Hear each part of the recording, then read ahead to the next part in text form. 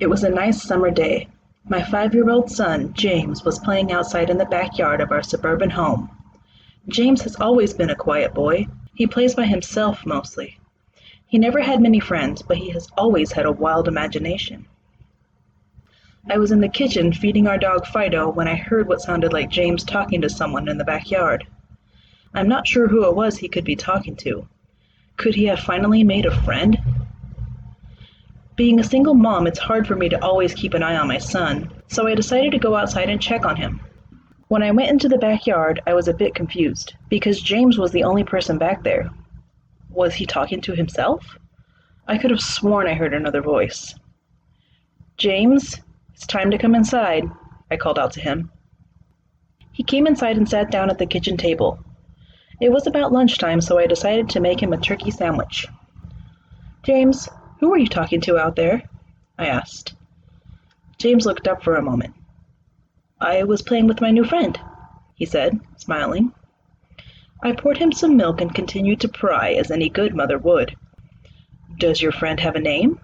Why didn't you ask him to come have lunch with us?" I asked. James stared at me for a moment before replying, "His name is Laughing Jack." I was a bit taken aback by what he had said. "Oh? That's a strange name. What does your friend look like?" I asked, a bit confused. "He's a clown. He has long hair and a big swirly cone nose. He's got long arms and baggy pants with stripy socks, and he always smiles." I realized my son was talking about an imaginary friend. I suppose it is normal for kids his age to have imaginary friends, especially when he has no real friends to play with. It's probably just a phase. The rest of the day went by as per usual, and it was starting to get late, so I put James to bed. I tucked him in, gave him a kiss, and made sure to turn on his nightlight before I closed the door. I was pretty tired myself, so I decided to go to bed not long after. I had an awful nightmare. It was dark. I was in some kind of run-down amusement park. I was scared, running through an endless field of empty tents, broken-down rides, and abandoned game huts. The whole place had a horrible look to it. Everything was black and white. The prized stuffed animals all hung from nooses on the game huts, all with sick grins stitched on their faces. It felt like the whole park was looking at me, even though there wasn't another living thing in sight. Then suddenly, I began to hear music play. The sounds of Pop Goes the Weasel being played on a squeeze box echoed through the park. It was hypnotizing. I followed its tune to the circus tent almost in a trance, unable to stop my legs from moving forward. It was pitch black. The only light came from a single spotlight shining in on the center of the big top. As I walked toward the light, the music slowed down. I found myself singing along, unable to stop. All around the mulberry bush, the monkey chased the weasel. The monkey that 'twas all in fun. The music stopped right before its climax, and suddenly the lights shot on. The intensity of the lights was practically blinding. All I could see was a small dark silhouette shuffle towards me. Then another one appeared, and another, and another. There were dozens of them, all coming towards me. I couldn't move, my legs were frozen. All I could do was watch as the haunting figures drew nearer. As they got closer, I could see they were children. As I looked at each one, I noticed they were all horribly disfigured and mutilated. Some had cuts all over their body, others were severely burnt, and others were missing limbs, even eyes. The children enveloped me, clawing at my flesh, dragging me to the ground and tearing inside me. As the children tore me apart and I faded away, all I could hear was laughter. Horrible, awful, evil laughter.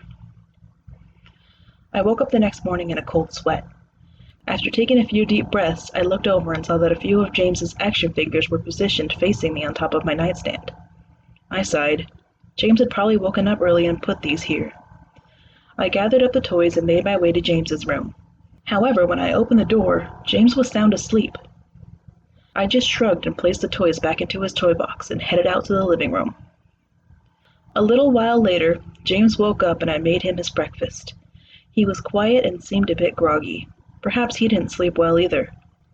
I decided to ask him about the toys. "James, honey, did you put the toys in Mommy's room this morning?" His eyes shot up at me for a moment, then quickly glanced back down at his cereal. Laughing Jack did it. I rolled my eyes and responded, "Will you tell Laughing Jack to keep the toys in your room?" James nodded and finished up his breakfast, then decided to go play out in the backyard. I went to relax in the living room, and I must have dozed off, because I woke up a couple of hours later. Shoot, I need to check on James. I was a bit worried. It had been over 2 hours and I hadn't checked on him. I stepped out into the backyard, but James wasn't there anymore. I was getting nervous, so I called out to him, "James? James, where are you?" Just then I heard a giggle come from the front yard. I rushed through the gate around to the front of the house. James was sitting on the sidewalk. I breathed a sigh of relief and walked over to him. "James, how many times have I told you to stay in the backyard? James, what are you eating?" James looked up at me, then reached into his pocket and pulled out a handful of hard candies in all colors. This made me very nervous. "James, who gave you that candy?" James just stared at me, not speaking. "James, please, tell Mommy where you got that candy." James hung his head down and said, "Laughing Jack gave it to me." My heart sunk. I kneeled down to look him in the eye. "James, I've had enough of this dang Laughing Jack thing.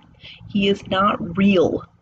Now this is a very serious situation and I need to know who gave you the candy." I could see my son's eyes tear up. "But Mama, Laughing Jack did give me the candy." I closed my eyes and took a deep breath. James had never lied to me, but what he's told me is impossible. I made him spit out the candy and I threw the rest away. James appears to be fine. Maybe I'm just overreacting. After all, he could have gotten it from Tom and Linda from next door, or Mr. Walker down the street. Either way, I'm going to have to keep a closer eye on James. That night, I put James to bed as usual and decided to go to bed early myself. Suddenly, I was woken up by a loud bang coming from the kitchen. I sprung out of bed and hurried down the stairs.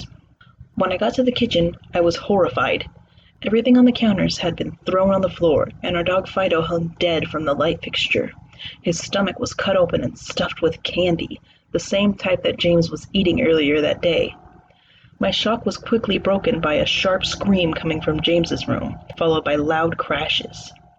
I quickly grabbed a knife from the drawer and moved up the stairs with the speed that only a mother whose child is in danger could have. I burst through the door and flicked on the lights. Everything in the room was knocked over and tossed on the floor, my poor son in his bed crying and shaking with fear, a pool of urine staining the sheets.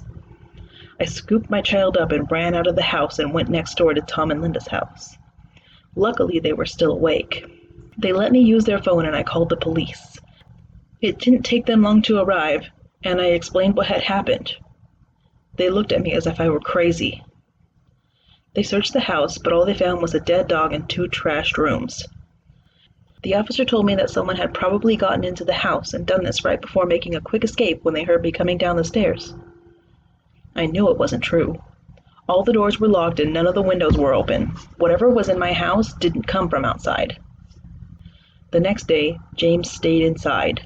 I didn't want him to leave my sight. I went into the garage and found his old baby monitor and set it up in his room. If anything comes into it tonight, I was going to be able to hear it. I went into the kitchen and grabbed the largest knife from the drawer and put it on my nightstand. Imaginary friend or not, I'm not letting anything hurt my little boy. Soon enough, night came. I put James to bed. He was afraid, but I promised him that I wasn't going to let anything happen to him. I tucked him in, gave him a kiss, and turned on the nightlight. Before closing the door, I whispered to him, "Good night, James. I love you." I tried to stay up as long as I could, but after a few hours, I felt myself drifting off. My baby would be safe for the night, and I needed to sleep. Just as I lay my head on the pillow, I heard a soft noise come from the baby monitor I had put on my nightstand. At first, it sounded like interference, like the kind a radio would make. Then it turned into a soft moan. Was James asleep? Then I heard it. The laugh from my nightmare. That horrible laugh. I sprung up from the bed and grabbed the knife from under my pillow. I rushed over to James's room and creaked the door open. I tried the light switch, but it wouldn't come on. I took a step in and I could feel the warm, thick liquid on my feet.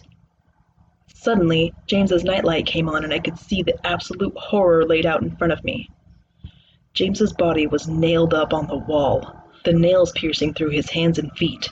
His chest was cut wide open and his organs hung out to the floor. His eyes and tongue had been removed along with most of his teeth. I was disgusted.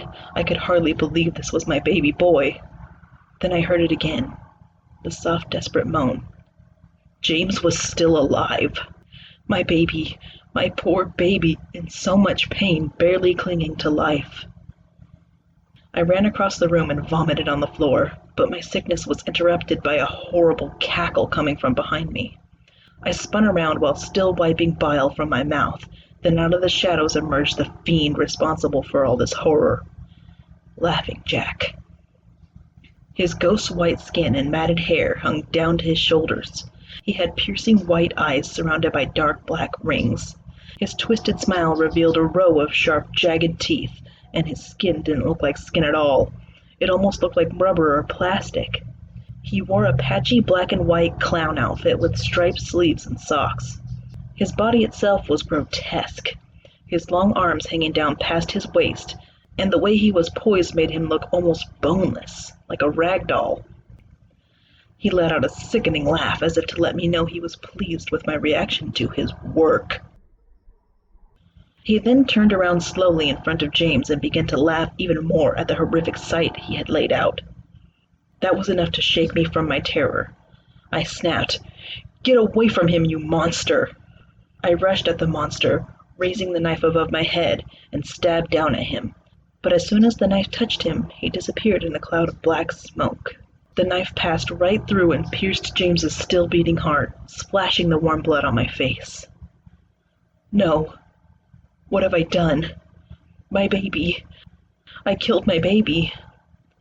I immediately fell to my knees, and I could hear the sirens in the distance growing louder. My boy. My sweet baby boy. I promised Mommy would protect you, but I failed. I'm sorry, James. I'm so sorry. Police soon arrived to find me in front of my son, still wielding the knife covered in my baby's blood.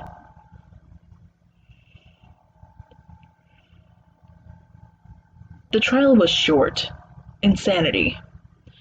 I was placed in the Ferropolis house for the criminally insane, where I have been for the past 2 months. It's not so bad here. The only reason I'm awake now is because someone is playing Pop Goes the Weasel outside my window. I'll talk to the orderlies about it in the morning.